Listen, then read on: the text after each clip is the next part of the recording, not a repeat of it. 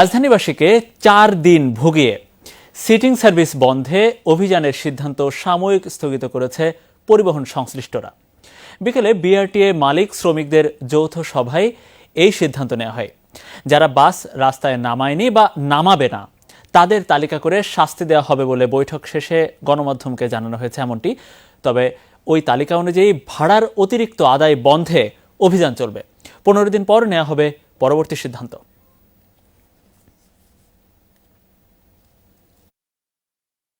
অভিযানের মধ্যে মঙ্গলবার সিদ্ধান্ত পর্যালোচনার ইঙ্গিত দিয়েছিলেন সড়ক পরিবহন মন্ত্রী। এজন্য বিআরটিএকে মালিক শ্রমিক ও নাগরিক সমাজের প্রতিনিধিদের নিয়ে বসতে বলেছিলেন। বিকেলে তেজগাঁওয়ের এলেন বাড়িতে বৈঠক করেন সংশ্লিষ্টরা। সভা শেষে গণমাধ্যমকে জানানো হয় সিদ্ধান্ত। 2015 সালের সর্বশেষ যে চাপ দেওয়া হয়েছে সে মোতাবেক আদায় করা হচ্ছে কিনা সেটা ওনাদের যে ভ্রাম্যমাণ ম্যাজিস্ট্রেটরা আছেন এবং ডিএমপির যারা কর্মকর্তা তারা নিয়মিত চেকিংটা করে যাবে। শুধু যেটা বলছেন যে এখন যে সিভিক চলতে পারে না যেটা আমরা বলছিলাম সেটা আমরা সিভিক করতেছি ভালো কিছু পাওয়া যাবে কয়েকদিন। 4 দিন আগেই একই স্থান থেকে যে সিদ্ধান্তের কথা জানিয়েছিলেন নগর পরিবহন সংশ্লিষ্টরা তা চরম ভোগান্তিতে ফেলে দেয় রাজধানীবাসীকে। অভিযোগ ওঠে আসলে সিটিং সার্ভিস বন্ধের নামে ভাড়া বাড়ানোর ফন্দি আঁটা হয়েছে। বন্ধ করে দেওয়া হয় অনেক বাস সার্ভিস। অভিযোগের সত্যতা নিশ্চিতে বাসের এই সারি যথেষ্ট। নির্দিষ্ট রুটে না চালিয়ে এভাবেই বন্ধ করে রেখেছেন মালিক শ্রমিকরা। এর পক্ষে যুক্তিরও কমতি নেই তাদের।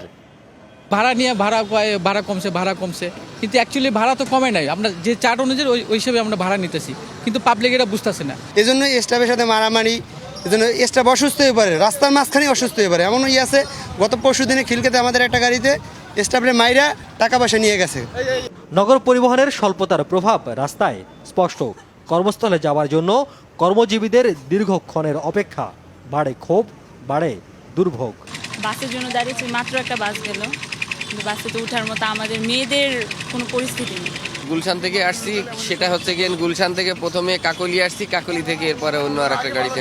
ঝক্কি পোহায়ে বাস না হয় পাওয়া গেল, কিন্তু ভাড়া নিয়ে অস্পষ্টতা দূর হয়নি। এ নিয়ে যাত্রী পরিবহন শ্রমিকদের মধ্যে নিত্য বিতণ্ডা।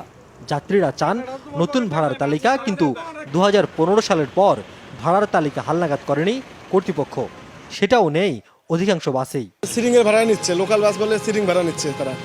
আগে করতে কি আপনার 15 থেকে 20 টাকা পর্যন্ত ভাড়া বেশি নিত, নিয়ম ছিল যে 5 টাকা ভাড়া নেওয়া। বারবার বিভিন্ন কৌশলে এরকম হয়রানির পরিবর্তে পরিবহন নিয়ে একটি স্থায়ী সমাধান চায় সাধারণ মানুষ। রিয়াজ রায়হান, যমুনা নিউজ, ঢাকা।